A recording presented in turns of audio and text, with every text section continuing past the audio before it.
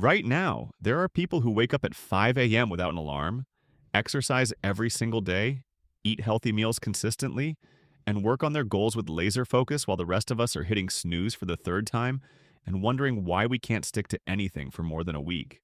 What separates these highly disciplined people from everyone else isn't willpower, genetics, or some magical personality trait. It's something much more powerful and learnable. They understand the psychology of self-discipline and have trained their brains to work for them instead of against them.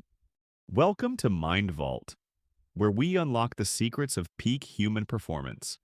Today, I'm revealing the exact psychological mechanisms behind self-discipline and giving you a step-by-step system to rewire your brain for automatic success behaviors. But first, let me destroy the biggest myth about self-discipline that's keeping most people stuck in cycles of failure. The common belief is that self-discipline is about forcing yourself to do things you don't want to do through sheer willpower. This is not only wrong, it's the reason why 92% of people fail to achieve their goals within the first year. According to groundbreaking research from Stanford University, willpower operates like a muscle that gets fatigued with use. Every time you force yourself to do something through pure determination, you're depleting a finite resource. By evening, your willpower tank is empty, which is why you find yourself scrolling social media instead of working on your goals, or eating junk food instead of the healthy meal you planned. Here's what the most disciplined people know that others don't. True self-discipline isn't about willpower at all. It's about creating psychological systems that make good choices automatic and bad choices difficult. They've hacked their brain's operating system to work with human nature instead of fighting against it. Let me show you exactly how your brain works and then teach you to reprogram it for effortless discipline. Your brain has two primary operating systems: the conscious, rational mind that makes deliberate decisions, and the subconscious, automatic mind that runs most of your daily behaviors. The conscious mind can only focus on one thing at a time and gets tired easily. The subconscious mind can run thousands of processes simultaneously and never gets tired. Most people try to build discipline using their conscious mind, making elaborate plans, setting detailed goals, and relying on daily motivation to execute. This is like trying to run your computer's operating system manually instead of letting it run automatically. It's exhausting and unsustainable. Highly disciplined people have learned to program their subconscious mind to handle routine behaviors automatically. They don't wake up each morning and decide whether to exercise. Their brain automatically initiates the exercise routine without conscious deliberation. They don't debate whether to eat healthy food. Their subconscious has been trained to default to healthy choices. This is why disciplined people often say things like, "I don't think about it, I just do it." They're not superhuman. They've just automated their success behaviors at the subconscious level. Let me break down the specific psychological principles that make this possible. Principle number one is called identity-based programming. Your brain is constantly working to maintain consistency with your self-image. If you see yourself as someone who exercises regularly, your brain will generate thoughts and impulses that support regular exercise. If you see yourself as someone who lacks discipline, your brain will create thoughts and behaviors that confirm that identity. Most people try to change their behaviors while maintaining their old identity. They say, "I want to start exercising," while still thinking of themselves as a non-exerciser. This creates internal psychological conflict because your brain resists behaviors that contradict your self-image. The secret is to focus on identity change first, then let behaviors flow naturally from that new identity. Instead of saying, "I want to exercise more," start saying, "I am someone who takes care of their physical health." Instead of "I should eat better," try, "I am someone who nourishes their body with quality food." This isn't just positive thinking. It's strategic psychology. When you change your identity at the subconscious level, your brain automatically generates behaviors that match that identity. The exercise happens because that's what people like you do, not because you're forcing yourself. Principle number two is environmental design psychology. Your environment is constantly programming your subconscious mind through visual and contextual cues. Disciplined people understand this and deliberately design their environment to trigger desired behaviors and eliminate triggers for unwanted behaviors. If you want to exercise in the morning, lay out your workout clothes the night before. This creates a visual cue that primes your brain for exercise before you're even fully awake. If you want to eat healthier, remove junk food from your house and fill your kitchen with healthy options. You're not relying on willpower to resist temptation. You're removing the temptation entirely. The goal is to make good choices. The path of least resistance and bad choices require extra effort. Most people do the opposite. They make good choices hard and bad choices easy, then wonder why they lack discipline. Principle number 3 is habit stacking architecture. Your brain loves to chain behaviors together into automatic sequences. Disciplined people exploit this by attaching new desired behaviors to existing strong habits, creating chains of automatic actions that don't require conscious decision-making. For example, if you already have a strong habit of drinking coffee every morning, you can stack a new habit right after it. After I finish my first cup of coffee, I immediately do 10 push-ups. The coffee becomes a trigger that automatically initiates the exercise without requiring willpower or decision-making. The key is to stack new habits onto existing behaviors that are already automatic and consistent. Don't try to build discipline in isolation. Attach it to something your brain already does without thinking. Principle number 4 is dopamine optimization strategies. Your brain's reward system is constantly evaluating activities based on the dopamine response they generate. Activities that provide immediate dopamine hits become addictive and automatic. Activities that don't provide immediate rewards feel difficult and are easily abandoned. Most people structure their goals in ways that delay dopamine release. They focus on long-term outcomes instead of immediate rewards. This fights against your brain's natural reward system and requires constant willpower to maintain. Disciplined people have learned to engineer immediate dopamine rewards for desired behaviors. They celebrate small wins, track progress visibly, and create systems that provide instant feedback and satisfaction. They're not more motivated. They've just designed better reward systems. Principle number 5 is cognitive load management. Your brain has limited processing capacity for conscious decisions. Every choice you make during the day depletes your mental energy and reduces your capacity for discipline later.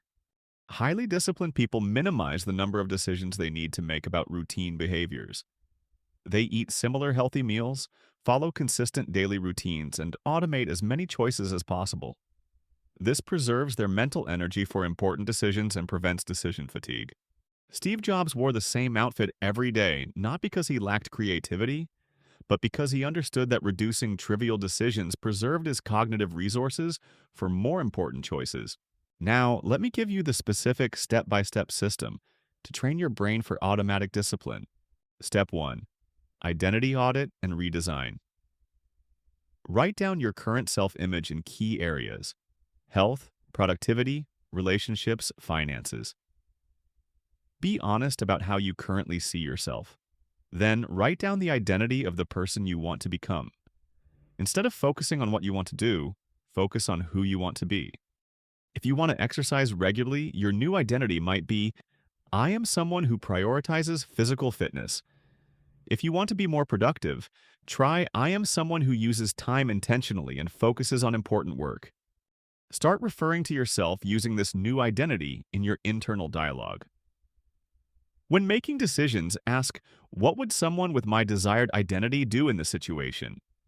Step 2. Environmental engineering. Audit your physical and digital environment for cues that trigger unwanted behaviors and cues that could trigger desired behaviors. Remove or minimize triggers for bad habits and amplify triggers for good habits.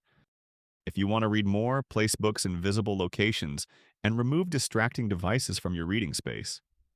If you want to eat healthier, reorganize your kitchen so healthy foods are the most convenient options.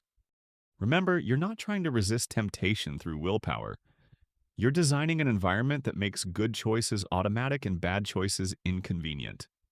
Step 3. Habit stack construction. Identify your strongest existing habits, behaviors you do consistently without thinking. These might include brushing your teeth, checking your phone, making coffee, or getting dressed. Attach new desired behaviors immediately after these existing habits using the formula.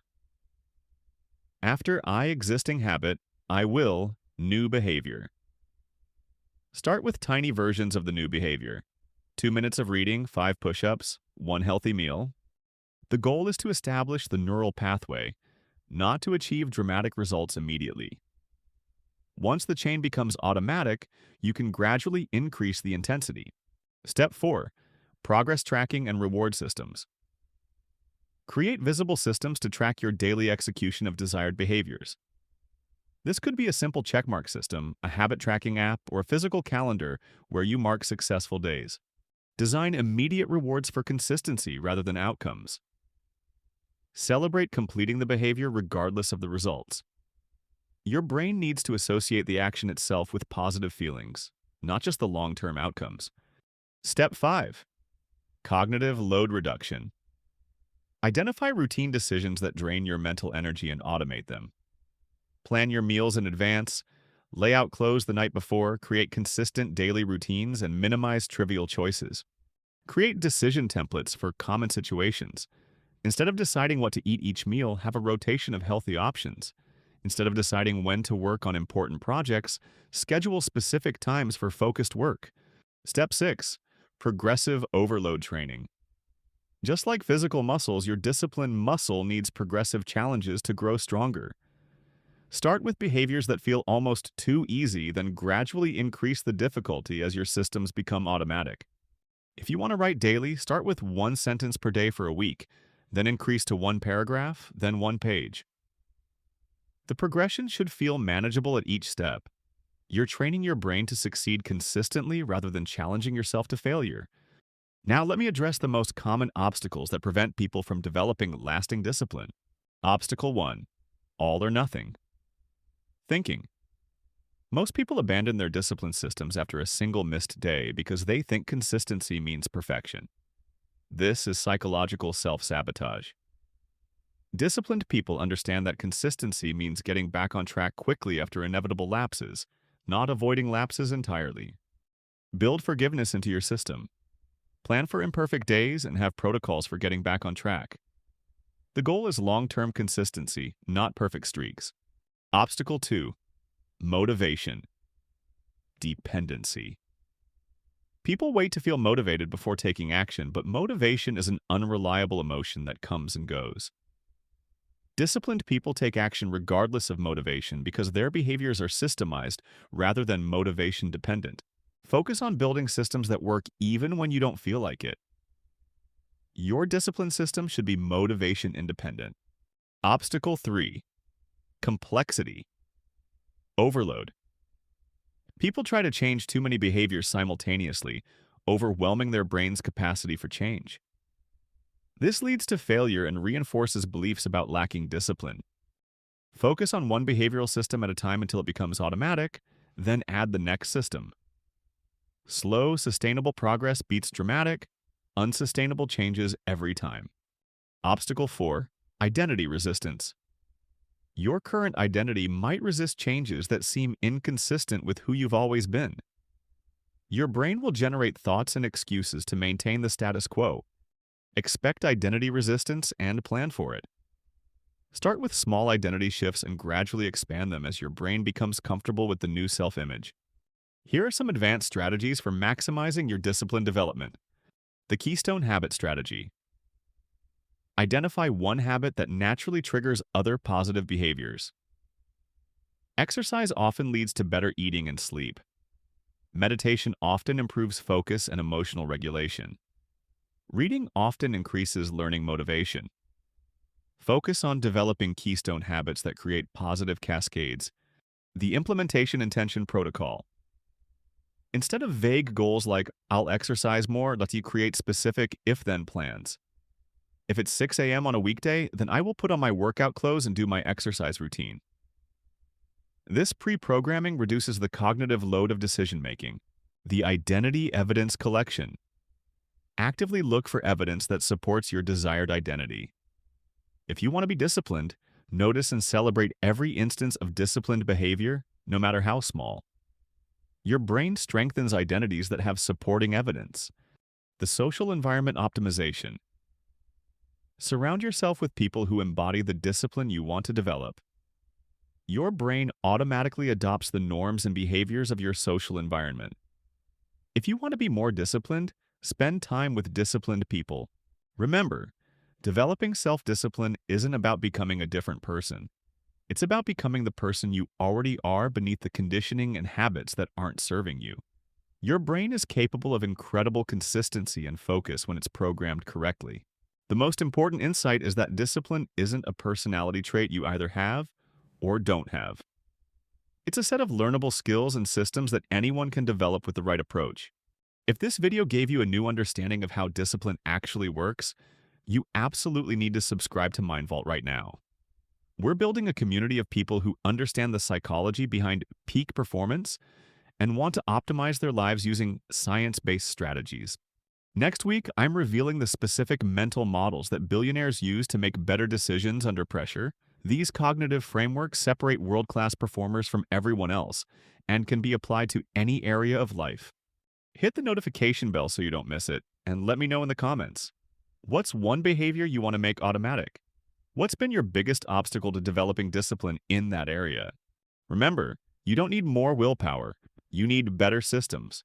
Master the psychology of self-discipline, and success becomes inevitable rather than accidental. Until next time, design your environment, program your identity, and keep unlocking the secrets of peak human performance.